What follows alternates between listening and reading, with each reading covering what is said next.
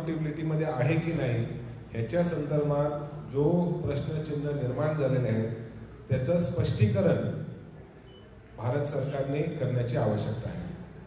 हा fund public charitable trust 27 मार्च रोजी बनवण्यात आला. 28 मार्चला मिनिस्ट्री अमाऊंट असताना देखील एक वेगळा फंड पीएम केअर्स फंडच्या स्थापन करण्यात आला आणि पहिल्याच आठवड्यामध्ये पीएम केअर्स फंडने जवळपास 6,500 कोटी जमा केले अशी घोषणा ह्या फंडच्या चालकांच्या माध्यमातून सरकारच्या माध्यमातून करण्यात आली. पब्लिक आणि प्रायव्हेट सेक्टर कंपनीमध्ये काम करणाऱ्या लाखो कर्मचाऱ्यांच्याकडनं 1 दिवसाचं वेतन ह्याच्यामध्ये घेण्यात आलं. काही लोकांचा दावा आहे त्यांना त्याची माहिती पण देण्यात आली नाही. मोठमोठ्या कंपनीतनं डिफेन्सकडनं जी सीमा ही निश्चित करण्यात आली नव्हती आणि जो प्राईम मिनिस्टर रिलीफ फंड आहे त्याच्यामध्ये ती सीमा निश्चित करण्यात आलेली आहे.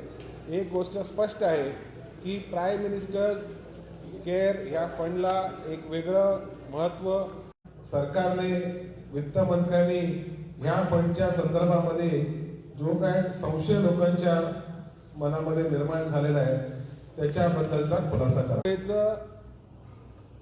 सेशन हे तातडीने बोलवावं जेणेकरून गेल्या सत्रामध्ये हे जे 3 कृषी कायदे पास करण्यात आले होते आणि त्याला असणारा शेतकऱ्यांचा विरोध ह्या संदर्भामध्ये तातडीने एक अधिवेशन लोकसभेचं संसदेचं बोलवावं आणि सर्व गोष्टी ह्या पटलावर ठेवून आवश्यकता असल्यास जॉईंट सिलेक्ट कमिटीकडे हा पाठवून ह्याच्यावर सकारात्मक तोडगा काढावा. जी लोक अन्नधान्य पिकवतात, देशाची अन्न सुरक्षेची व्यवस्था करतात, ते स्वतः असुरक्षित वाटू लागलेले आहे त्यांना आणि देशाच्या सरकारला त्या संदर्भामध्ये काही फिकर नाही अशी एकंदरीत चित्र देशाच्या पातळीवर लोकांना दिसतंय. मी राष्ट्रवादी काँग्रेस पक्षाच्या वतीने राज्याचे उपमुख्यमंत्री श्री अजितदादा पवार यांचे आभार व्यक्त करतो. काल एक महत्त्वपूर्ण निर्णय एका उपसमितीने घेतला तो म्हणजे मागासवर्गीय शासकीय कर्मचाऱ्यांच्या पदोन्नतीच्या संदर्भातला तो निर्णय होता. हा निर्णय 2017 पासून प्रलंबित होता. जवळपास 30,000च्या वर मागासवर्गीय कर्मचारी शासकीय कर्मचारी यांचा पदोन्नतीचा निर्णय ह्याच्यात तातडीने बैठक बोलवून त्याच्यावर कारवाई करण्याचे निर्देश उपमुख्यमंत्री श्री अजित पवार यांनी दिले. महाराष्ट्र राज्यामध्ये 3 पक्षाचं सरकार आहे.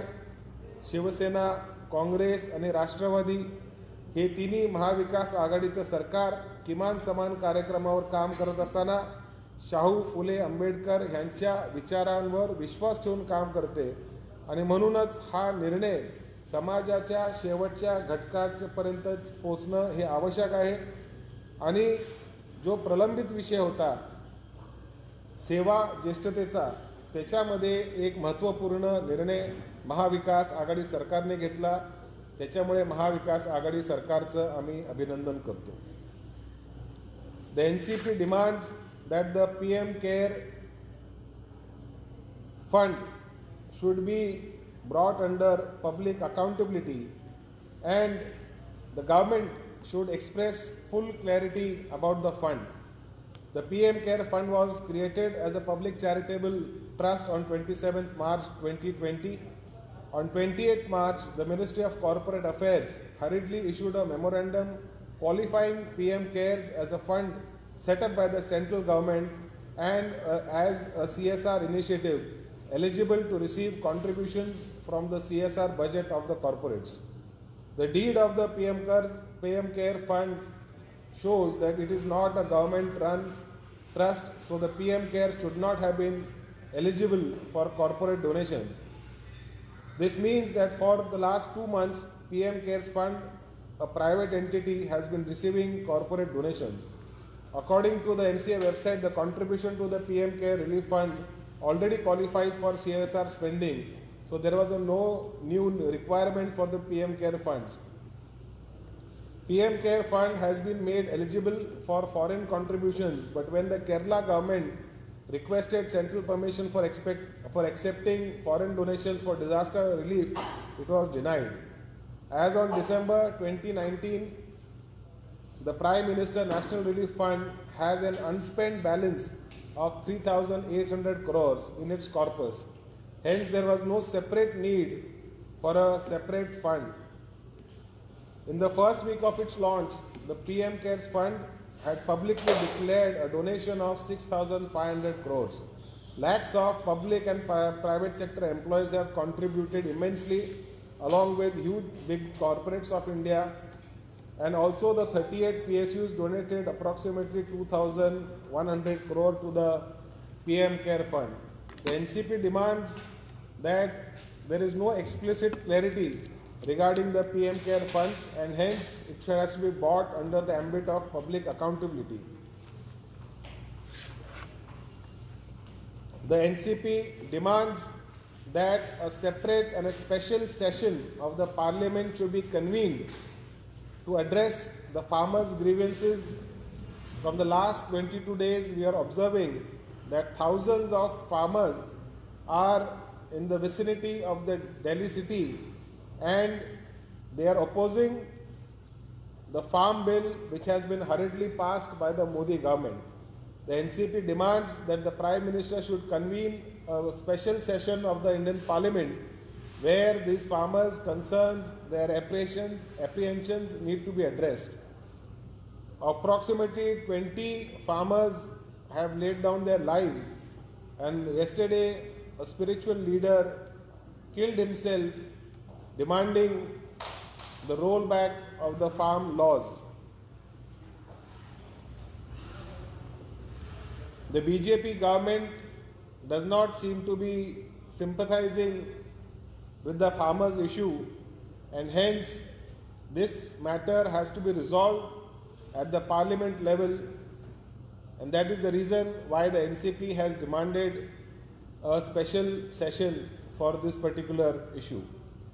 The NCP thanks Deputy Chief Minister of Maharashtra, Mr. Ajit Pawar, in regards to the decision of reservation in promotion for government employees belonging to the SC/ST category. The promotion was due from approximately 2017, and in the last 3 years, no promotion was given. The Mahavikas Aghadi is an alliance of the Shiv Sena, the Congress and the NCP, and works on the principle of Chhatrapati Shivaji Maharaj, Shahu Maharaj, Dr. Babasaheb Ambedkar and Mahatma Jyotirao Phule. Justice has to be dispensed to the last person of the state, and hence a very critical decision has been taken by Deputy CM Shri Ajit Pawarji as far as solving the issue of promotion, of reservation in promotion. And Maharashtra thanks, the NCP thanks the Mahavikas Aghadi and Deputy Chief Minister Shri Ajit Pawarji. Thank you.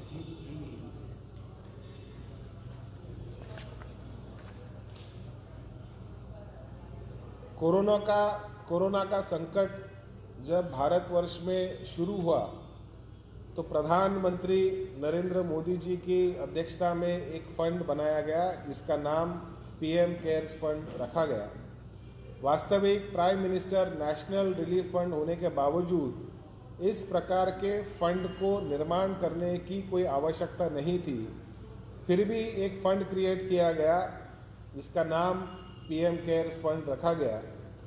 अब इस fund को एक special authority के तहत ministry of corporate affairs ने corporate donations के लिए उनको मान्यता दी, और बहुत ही कम समय में लगभग हफ्ते 10 दिन में लगभग 6,500 करोड़ रुपए इस फंड के अंदर जमा हुए।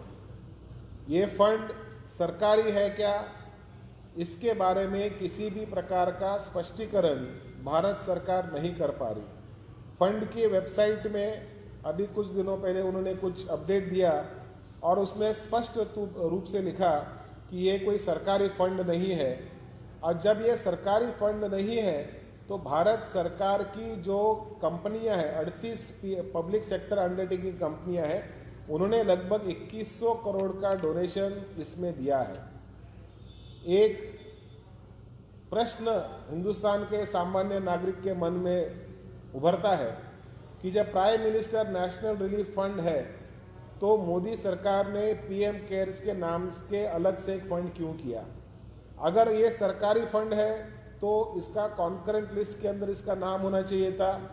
एक भारत सरकार के एक्ट के तहत ये बनना चाहिए था, लेकिन ये इस प्रकार ना बनते हुए एक ट्रस्ट के माध्यम से बना और भारत के हज़ारों लोगों ने, बड़े बड़े कॉरपोरेट्स ने इसके अंदर डोनेशन दी।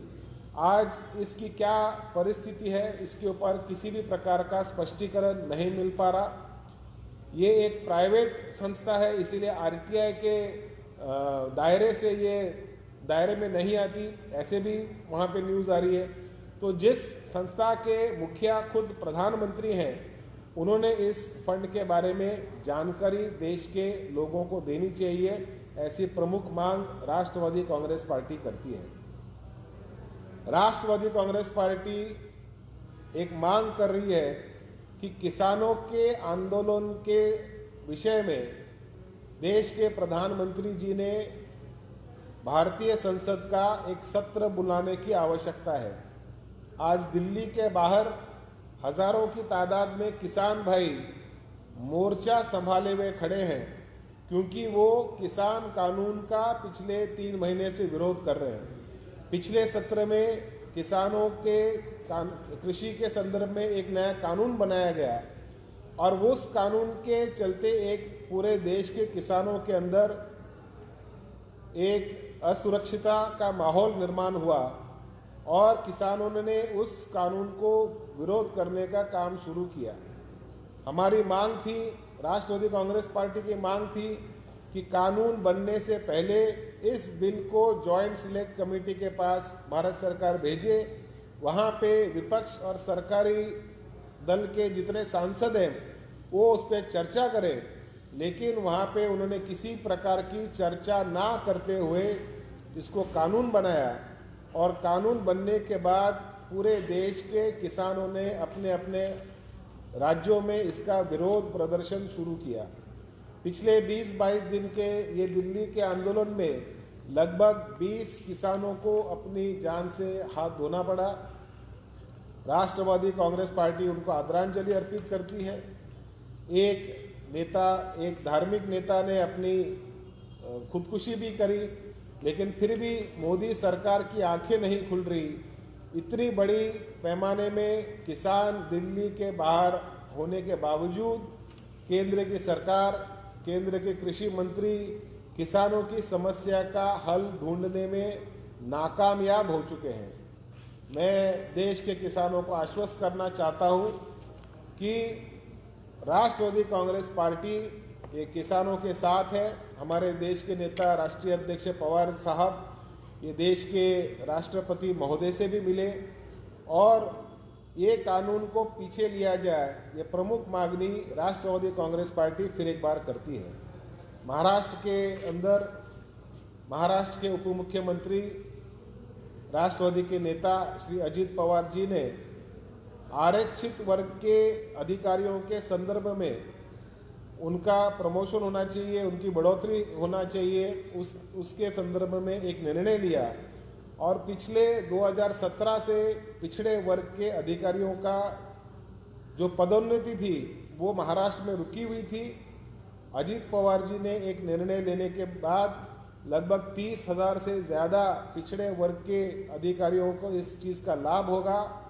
महाराष्ट्र में शिवसेना, कांग्रेस और राष्ट्रवादी कांग्रेस का गठबंधन की महाविकास आघाड़ी की सरकार है, जो छत्रपति शिवाजी महाराज, छत्रपति साहू महाराज, महात्मा ज्योतिराव फुले और डॉक्टर बाबा साहब अम्बेडकर के विचारों पे चलने वाली ये सरकार है।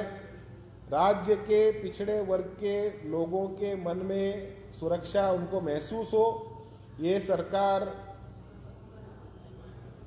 जो पिछड़े वर्ग का व्यक्ति है उसके लिए जो प्रावधान कर सकती है वो करने में पूरी तरह से सहयोग और सहायता कर रही है। आने वाले समय में भी अलग अलग विषयों पे राज्य सरकार अपनी भूमिका स्पष्ट रखेगी। मैं राष्ट्रवादी कांग्रेस पार्टी की तरफ से उप मुख्यमंत्री अजीत पवार जी का हार्दिक अभिनंदन करता हूं। पिछड़े वर्ग के अधिकारियों की सेवा ज्येष्ठता में और उनकी पदोन्नति में उन्होंने बहुत महत्वपूर्ण निर्णय लिया। धन्यवाद।